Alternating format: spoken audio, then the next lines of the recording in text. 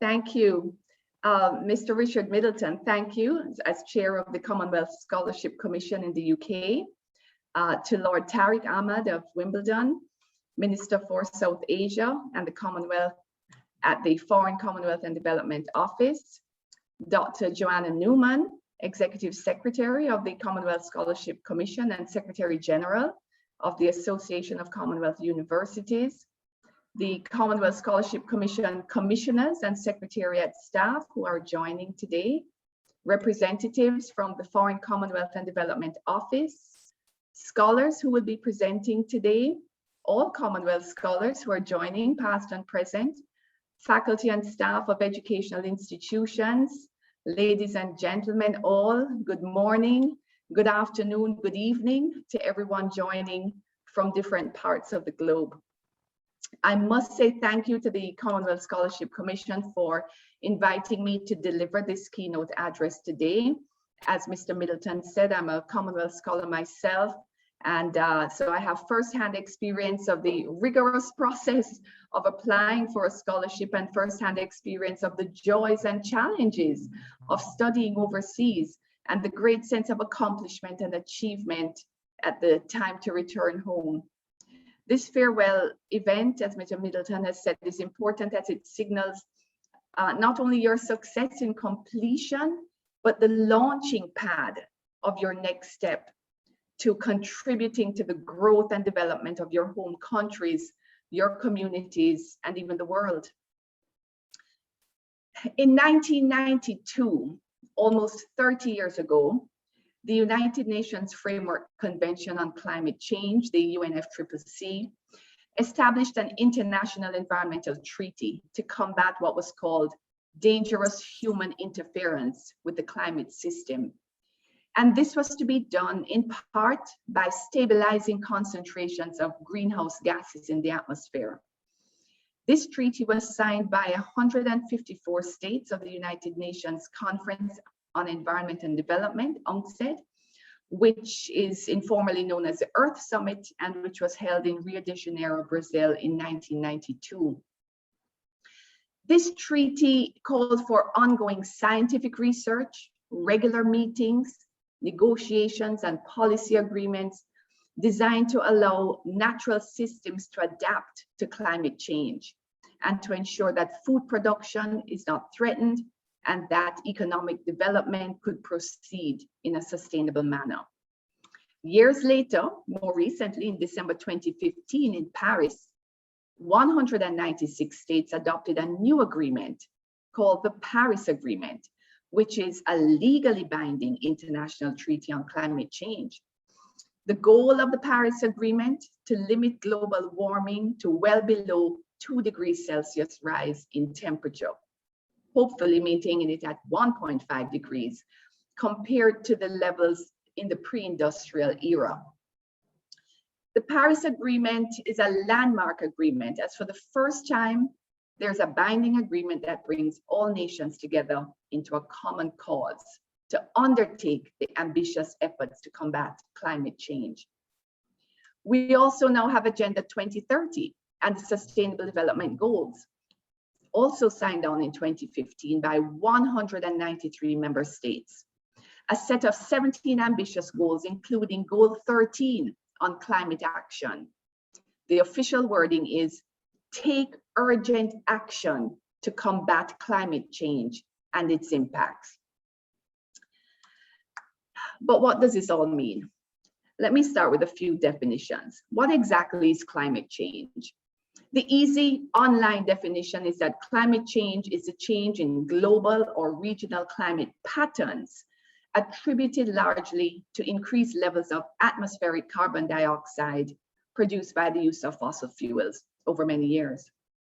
Increased production of carbon dioxide and other gases result in the greenhouse effect, where the warmth of the earth is trapped, resulting in increases in air, land, and sea temperatures. And this has an effect on the climate. This is why they're called greenhouse gases. But what are the main impacts of climate change? I will give you just a few examples. Climate change can impact the quality and quantity of water resources.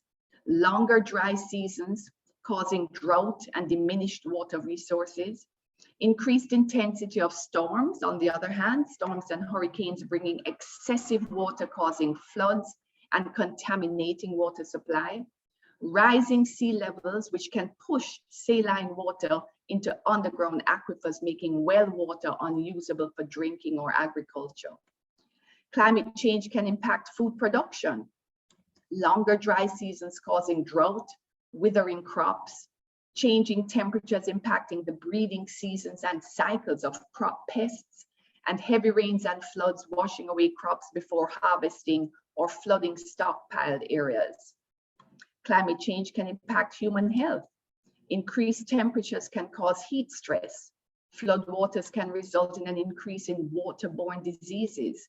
Poor air quality resulting from drought and dust and emissions can aggravate respiratory illnesses, and diseases transmitted by insects can spread to areas not previously exposed to these diseases, again because of changes in temperatures.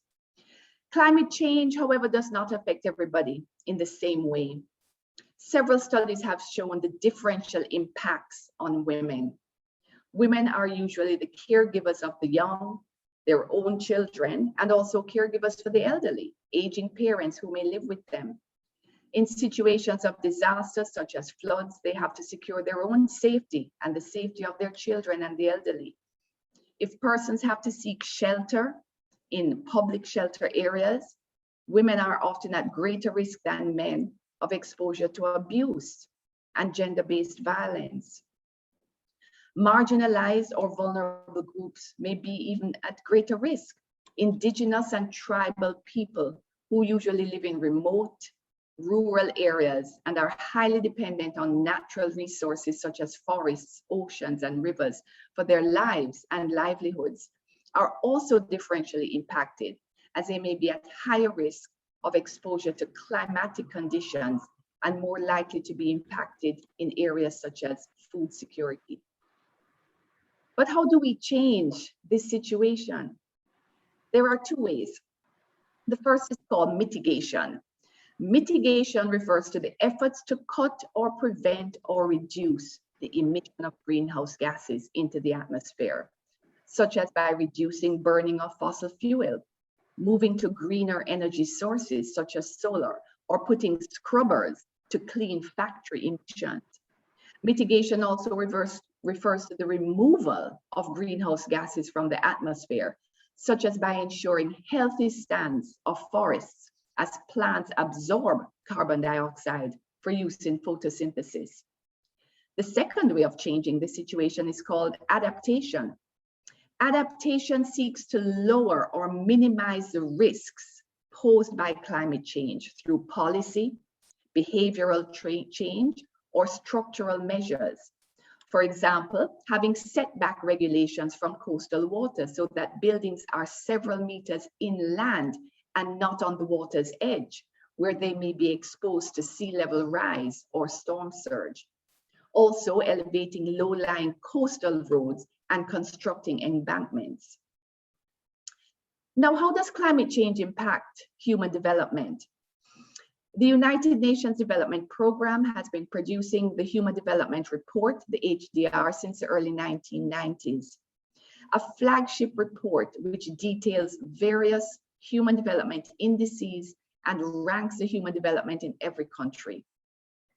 The Human Development Report details development indices such as income generation, access to health, levels of education, and the gross domestic product of a country.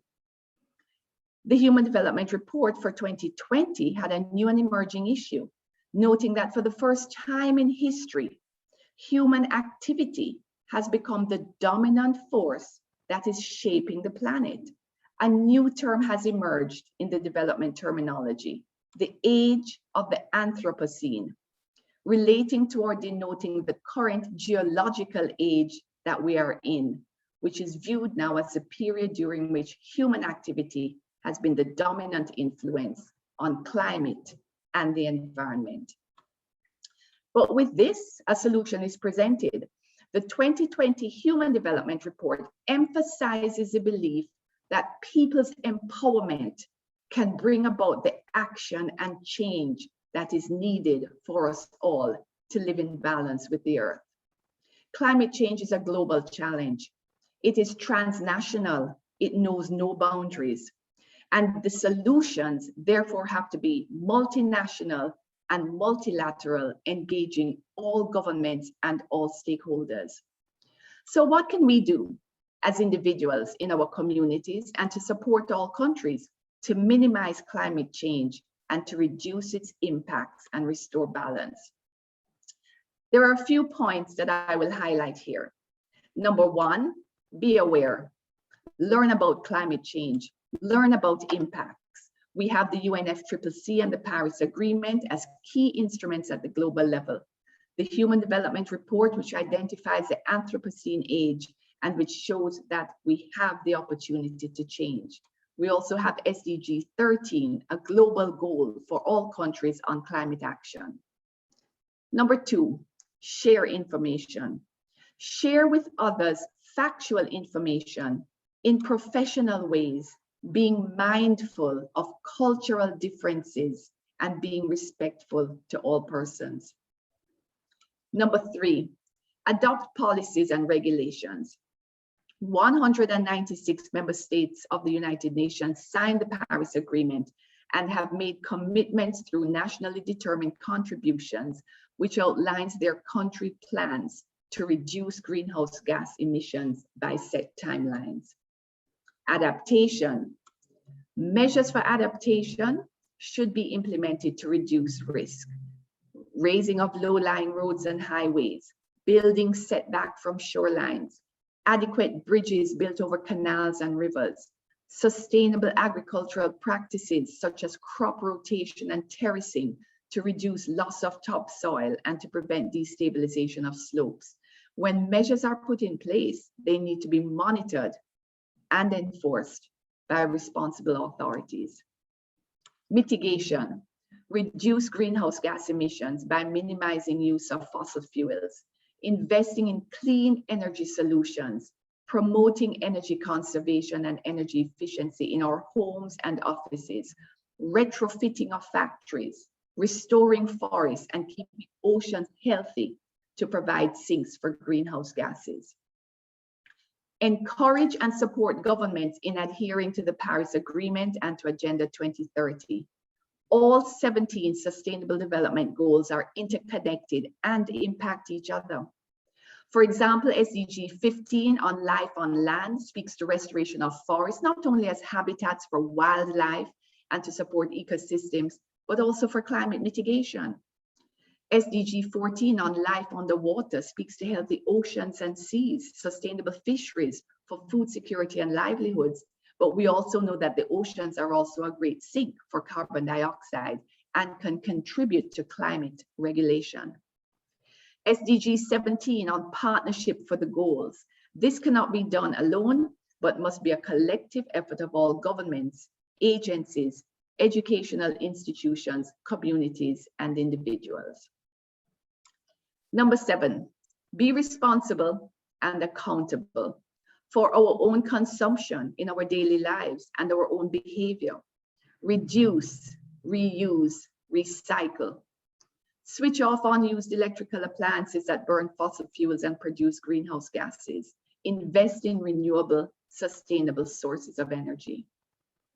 Number 8, identify and reach vulnerable marginalized groups, women and girls, youth, persons with disabilities, indigenous and tribal people, refugees and migrants are all vulnerable and more at risk of climate impacts. Integrated policy solutions have to be developed that are realistic, gender sensitive, and inclusive to ensure we leave no one behind. With this, it is clear that we all have a part to play and there are many opportunities to contribute to change. Thank you for the invitation to share this with you today and wishing success to all scholars. Thank you.